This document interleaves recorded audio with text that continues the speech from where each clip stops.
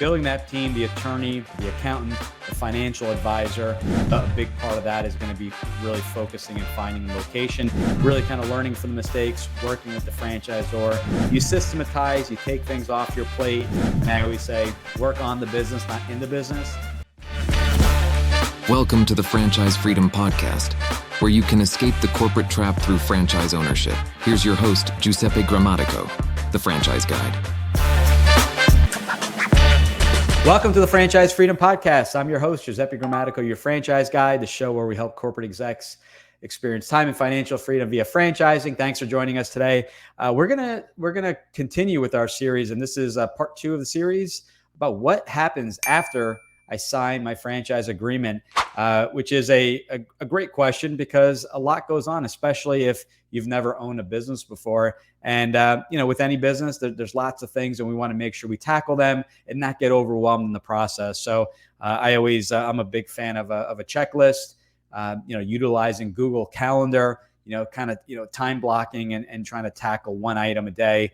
And that, for me, is what helped me get through the overwhelm and get through the task and not lose, kind of the big picture of what we're looking to do here. And that's to create this time and financial freedom. So we talked about quite a bit on the first episode. So for today's episode, a big part of what we're looking to do is also to be proactive and to get a head start in the business. And a big part of a lot of franchises, especially in something service-based where you can get up and running in literally 30 to 90 days, is really nailing down the marketing.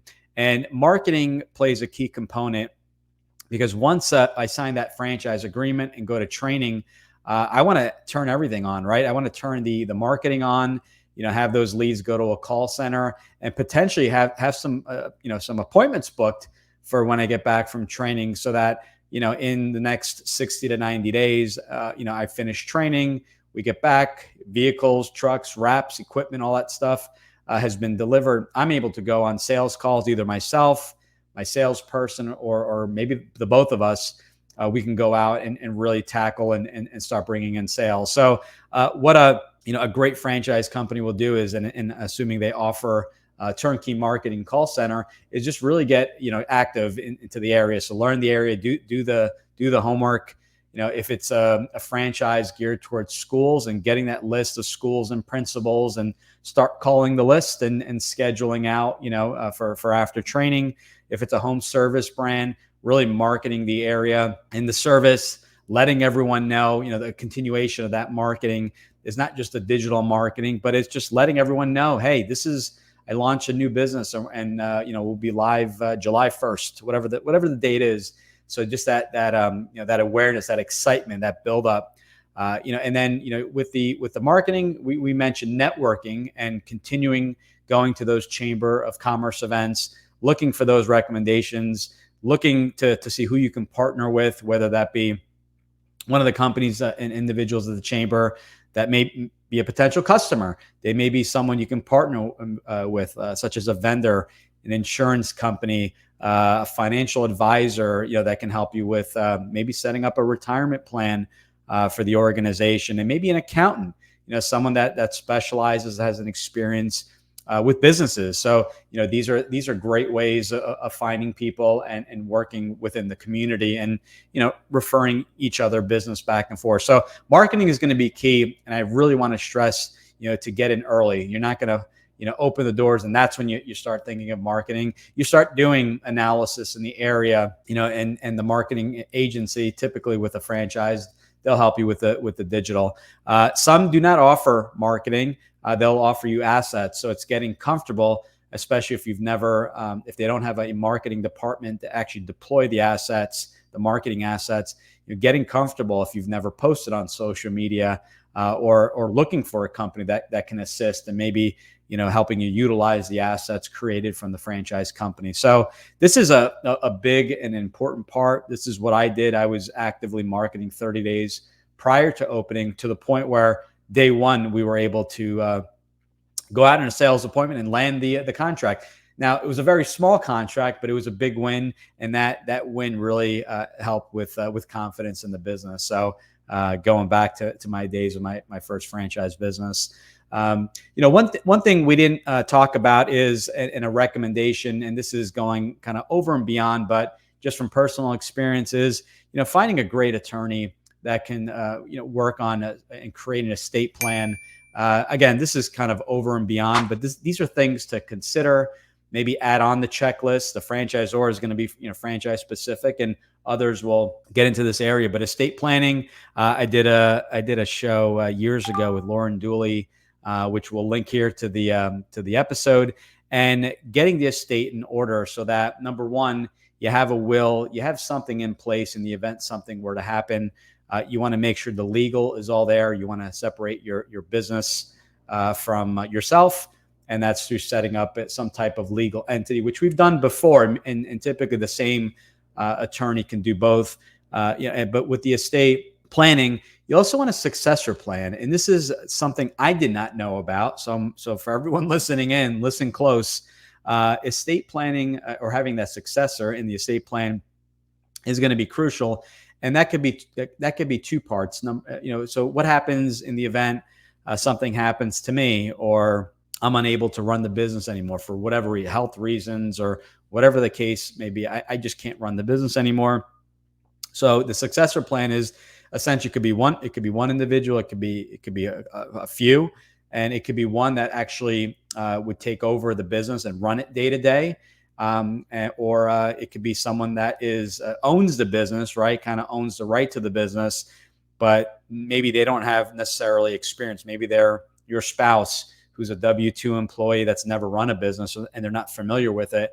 So your spouse could be the successor in that they're own the business, but it could be another franchisee, right? A neighboring franchisee that's going to help run the business and work together with the spouse and figuring out, what are we going to do? Is that franchisee just going to maybe purchase it or help you run it until you're able to sell it?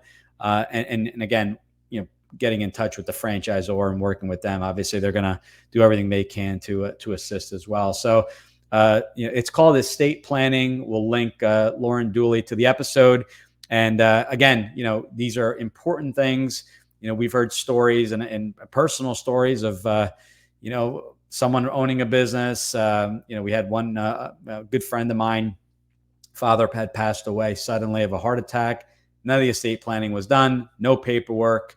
It was honestly just a big mess in figuring out exactly who owed what assets. There was real estate involved, tenants, everything was kind of done on a handshake. So really getting everything, figured out is going to be key. So I'm trying to think what else is there. We've going through all their training and ongoing training, making sure your staff is up to date, finding the staff, which is going to be a big part of it. The marketing, getting out there, the chamber of events, getting the estate plan, and going back to the marketing, really doubling down the efforts.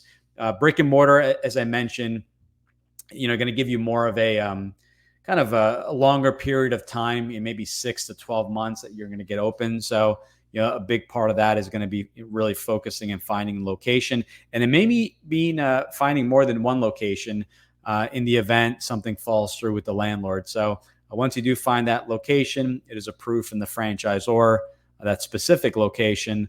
It's getting that build out ready, and the work never ends. If it's something where we had a family buy 4 locations of a certain brand. As the one is opening up, you're always thinking about, okay, where's the second, where's the third, even the fourth going to be open, and just always kind of thinking of that. And the same goes with the service business. You may not need a warehouse, but you're always thinking about, okay, I purchased 3 territories. I want to be centralized, but what is that? What's that plan? So, these are all things to consider. The attorney can handle quite a bit. And the attorneys really could be located anywhere unless there's a lease involved. You probably want someone a little bit more local. So those are, a lot of things I always, tell everyone to consider.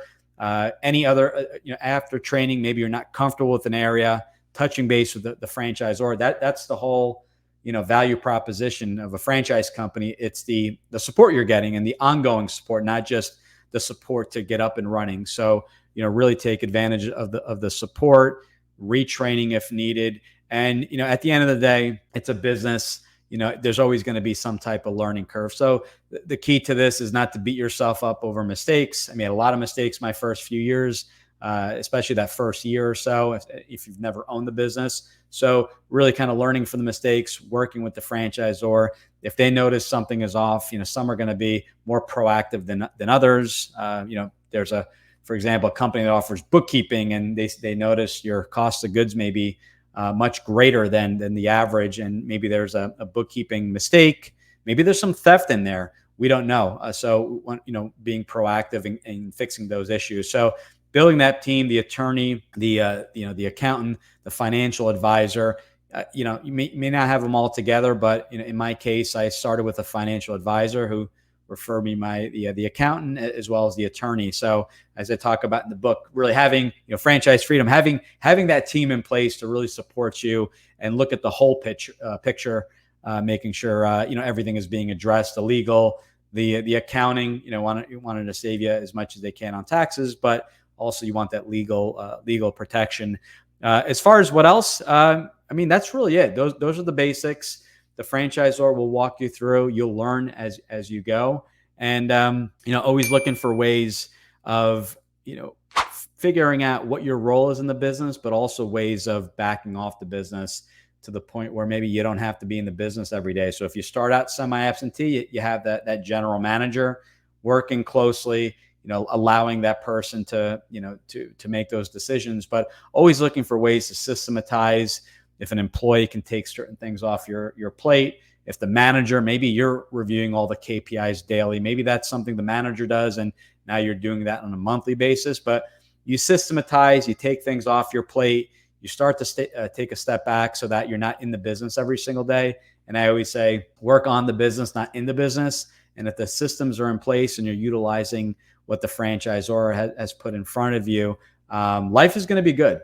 I always tell everyone, I own the franchise and I've never missed, the kids' soccer games. So, these are great things. And that was something that was important to me. So I'm open to your feedback. We can't cover every single thing. We could be talking for hours, but I wanted just to give peace of mind that there is a list.